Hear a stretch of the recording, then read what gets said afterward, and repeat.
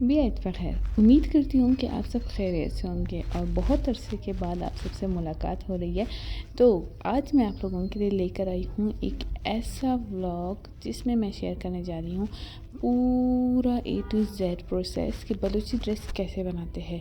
लेकिन इसके साथ साथ मैं आपके साथ शेयर करने जा रही हूँ कि ये एक ओल्ड ड्रेस है जो कि आप देख रहे हो, बलूची ड्रेस है और इसका conversion into completely new and fancy dress.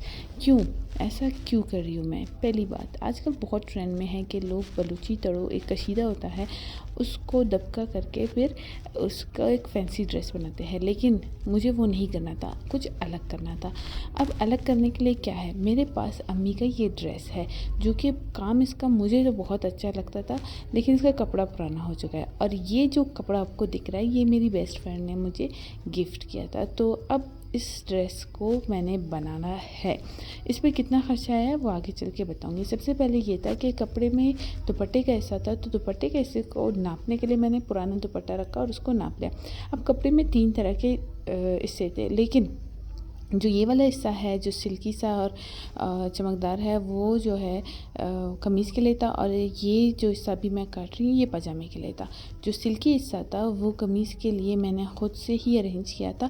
वो कोई आप समझ ले कि मुझे 500 के करीब पड़ा होगा, मैक्सिमम 500 से नीचे गया था, क्योंकि असल में उसके साथ मैंने इस कपड़े के साथ मैंने और भी चीज़ें ली थी तो मुझे एग्जैक्ट याद नहीं, लेकिन अब 500 के करीब आप समझ लो। एक टुकड़ा था जो कि कट पीस कोयटा से मैंने लिया था।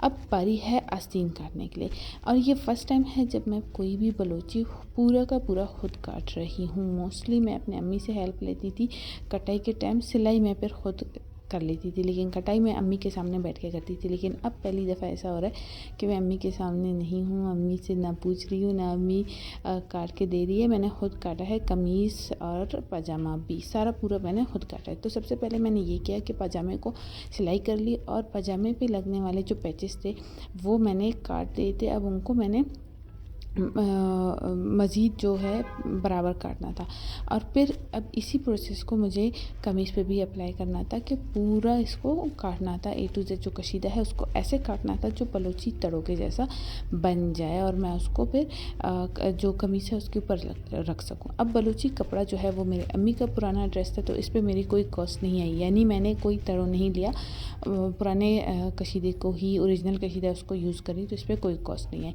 सिलाई मैं खुद कर रही हूँ, कोई कॉस्ट नहीं।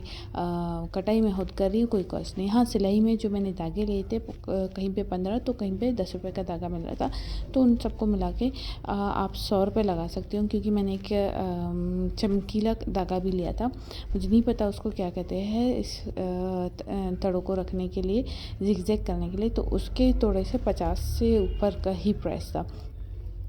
अब यहाँ पे अगर आप देख रहे हो तो सारा जो कॉस्ट है वो बहुत कम हो रहा है। कपड़ा जो है वो मेरी फ्रेंड ने दिया था, तो उसका कोई कॉस्ट नहीं। हाँ, ले दे के जो एक एक्स्ट्रा पीस मैंने लिया था उसके लिए फिर मेरा 500, तो 500 और उसमें 100 रुपये और डाल दो 600।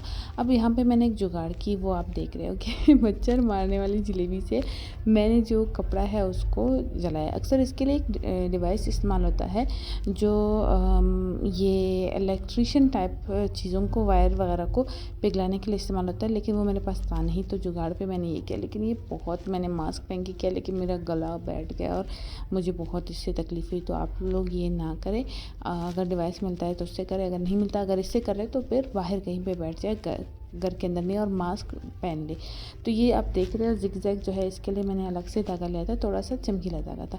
और इस सब को करते करते मुझे भूख लगी। हाँ, भूख क्यों नहीं लगेगी, 2 महीने के करीब इस प्रोसेस को लगा है बनने में, मतलब मुझे बहुत टाइम लगा है। और इसकी जो तस्वीरें हैं वो मैं अपने इंस्टाग्राम, फेसबुक और जितने भी मेरे हैंडल्स हैं, जितने भी अकाउंट्स हैं, सब जगह मैं शेयर कर रही हूँ। वहाँ पे मुझे फॉलो ज़रूर करें, तो उसका उन सब का लिंक मैं डिस्क्रिप्शन में दे दूँगी, वहाँ पे आप जाके मुझे फॉलो कर सकते हैं। तो ये फाइनली मैंने आस्तीन बनाई। अब यहाँ पे आपको फ़ील हो रहा होगा जो जिगजैग है वो एक चमकीले धागे से मैंने बनाए थे, ताकि जो कपड़ा है वो मैच हो।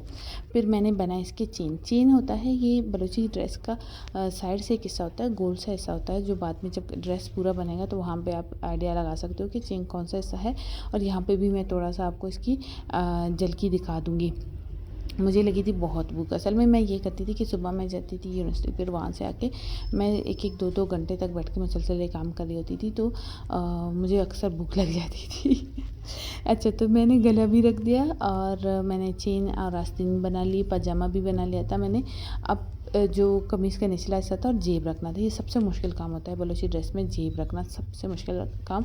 और इसके अलावा जो पलेटें डलनी होती है चेन में, तो वो सबसे मुश्किल काम होता है।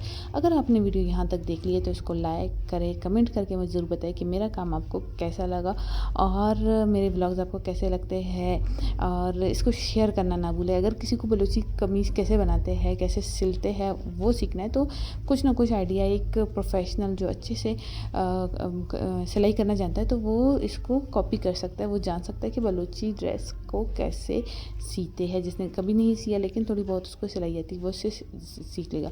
अच्छा, अब इसमें क्या रहता है कि जो कशीदा था वो पुराना था और मैंने शुरू में ही कहा था कि दबके वाला काम करना था, तो मुझे बहुत ज़्यादा दबका नहीं करना था, इसलिए मैंने सिर्फ सितारे इस्तेमाल किए। हम इनको सितारे कहते हैं, आप क्या कहते हैं वो कमेंट करके ज़रूर बताइएगा। इससे ये हुआ जो कशीदा था वो अब नए कपड़े पे रखने की वजह से पुराना पुराना लग रहा था, लेकिन जैसे ही उस पर थोड़ा बहुत दूर दूर मैंने सितारे लगाए तो उसमें भी चमक आ गया और पूरा मैच हो गया। और आपको मेरा ये ड्रेस फाइनल लुक कैसे लग रहा है, अब बस मैं इंतज़ार करी कि किसी की शादी और मैं ये पहन के अच्छी खासी बलोची चाप करूँ। इस व्लॉग को लाइक, शेयर एंड सब्सक्राइब करना ना भूलें। आप सबसे मुलाकात होगी एक नई वीडियो में, तब तक के लिए अल्लाह निगहबान।